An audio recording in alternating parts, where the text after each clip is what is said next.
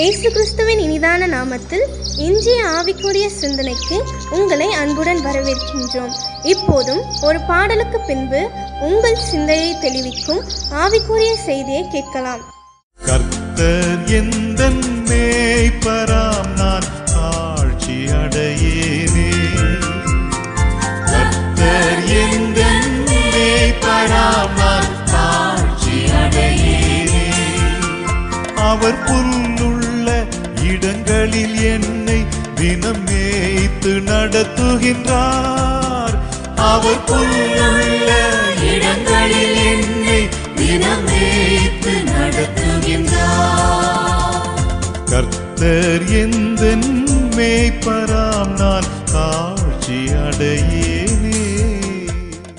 இயேசுவின் இனிதான நாமத்தினால் உங்களை வாழ்த்துகிறேன். இந்த நாளில் நம்முடைய ஆவிக்குரிய சிந்தனைக்காக சங்கீதம் 23:1 நான் வாசிக்கிறேன். கர்த்தரின் மேய்ப்பராயிருக்கிறார், நான் தாழ்ச்சி அடையேன். தாவீது தன்னுடைய வாழ்க்கையின் எல்லாவற்றையும் இதிலே அடக்கி ஒருவரை சொல்லிவிட்டார் என்று சொல்லலாம். ஏனென்றால் மேய்ப்பனாகிய தாவீது தன்னுடைய ஆடுகளை எப்படி பராமரித்தாரோ அதே போல கர்த்தரின் மேய்ப்பராயிருக்கிறார். ஏன்னா ஒரு மேய்ப்பனுக்கு தெரியும் ஆடுகளை எந்த இடத்தில் போய் புல்லுள்ள இடங்களிலே அதை மேய விட வேண்டும், அடுத்து எங்கு தண்ணீர் இருக்கும் அது தெரியும், எங்கு துஷ்ட மிருகங்கள் வந்து வேட்டையாடும் அதை பாதுகாக்க வேண்டும் என்பது தெரியும்.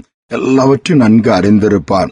அதே போலதான் நம்முடைய மேய்ப்பராக நம்முடைய ஆண்டவர் இருக்கும் பொழுது நம்மை அழகாக நடத்துவார், நம்முடைய ஆத்மாவை தேற்றுவார், எதிரிகள் வரும்பொழுது நம்மை பாதுகாப்பார். அதோடு மட்டுமல்ல ஜீவனுள்ள நாளெல்லாம் நன்மையும் கிருபையும் தொடர்படியா செய்வாராம்.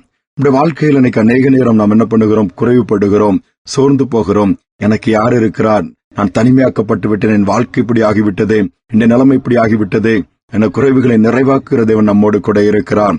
ஏன் என்று சொல்லி அநேக கேள்விகள் இருக்கலாம், புரியாத காரியங்கள் இருக்கலாம். இந்த சங்கீதத்தில் பாருங்கள், கர்த்தரின் மேய்ப்பார், அவர் என்னை நடத்துவார், அவர் என்னை தேற்றுவார், வரிசையாக அவர் சொல்லிக்கொண்டே இருப்பார். கடைசி முடிவும் அதில் சொல்லிவிடுகிறார். கொஞ்சம் யோசித்து பாருங்கள், இன்னைக்கு உங்களுடைய மேய்ப்பராய் உங்களை நடத்துகிறது யார், உங்களை போஷிக்கிறது யார், உங்களுக்கு எல்லாவற்றும் துணை நிற்க யாரால் முடியும்? இயேசுவால் தான் முடியும். ஒரு முறை ஒரு குட்டி பிள்ளை அந்த ஒரு கல்லறை தோட்டத்தில் உட்கார்ந்து அழுது கொண்டே இருந்ததுதான். உடனே அந்த வழியாக ஒரு பெரியவர் போகிறார். அவருக்கு ஒரு இந்த குழந்தை மேல ஒரு சின்ன ஒரு கன்சர்ன் வந்துச்சு. எந்த நேரத்திலும் இந்த பிள்ளை அழுதுட்டே இருக்குதுன்னு சொல்லி போய் பார்க்கும்போது ஏன் அழுது கொண்டு இருக்கிறான்னு சொல்லும் பொழுது, எங்க அம்மா என்னை விட்டுட்டு போயிட்டாங்க, இங்கதான் வச்சிருக்கிறாங்கன்னு சொல்லி அது அழுதுகிட்டே இருந்துச்சுதான்.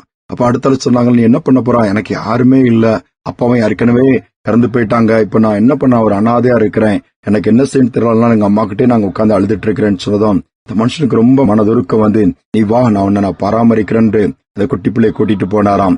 சொன்னாராம், நீ இன்னையிலிருந்து என்னுடைய மகளாயிரன்னு சொல்லிட்டு அவளை படிக்க வைத்தார், பராமரித்தார், வளர்த்தார், பெரிய ஆளாக்கி அவளுக்கு ஒரு நல்ல வாழ்க்கையை ஏற்படுத்தி கொடுத்து கடைசி வரை எல்லாவற்றையும் செய்து கொடுத்தாராம். பாருங்க, ஒரு உலக பிரகாரமான மனிதனை கைவிடப்பட்ட நிலைமையில் இருக்கிற அந்த குழந்தையை பார்த்து மனதுருகும் பொழுது, நமக்காக ஜீவனை கொடுத்தவர், நமக்காக பரிந்து பேசுகிறவர், நமக்காக யுத்தம் பண்ணுகிறவர், நமக்காக வழக்காடுகிறவர், என்ன சொல்லப்போனா சங்கீதம் 138 யாவையும் செய்து முடிக்கிறவர் செய்ய மாட்டாரா? இன்று அவருடைய கரத்துல கொடுத்து இன்றைய தினத்திலிருந்து கர்த்தர் நம்முடைய மேய்ப்பரா இருக்கும்படியாய் ஒப்பு கொடுப்போமா? ஜெபிப்போமா? அன்பின் தகப்பனே, நீர் எங்கள் மேய்ப்பராக இருந்து நடத்த வல்லவரா இருக்கிறீரப்பா.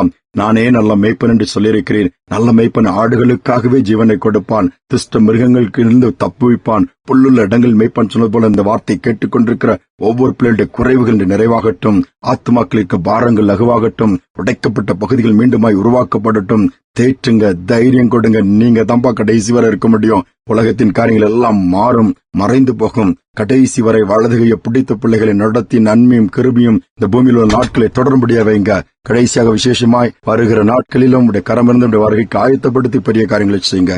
துதிகான மகிமைக்கு செலுத்துகிறேன் இயேசுவின் நாமத்தில் பிதாவே, ஆமேன், ஆமேன். கர்த்தர் நம்முடைய மேய்ப்பராயிருப்பார், எல்லா காரியங்களும் நடத்துவார். சிந்தி நடந்த நாளை தொடருவோம். மீண்டுமாய் நாளை தினம் சந்திப்போம்.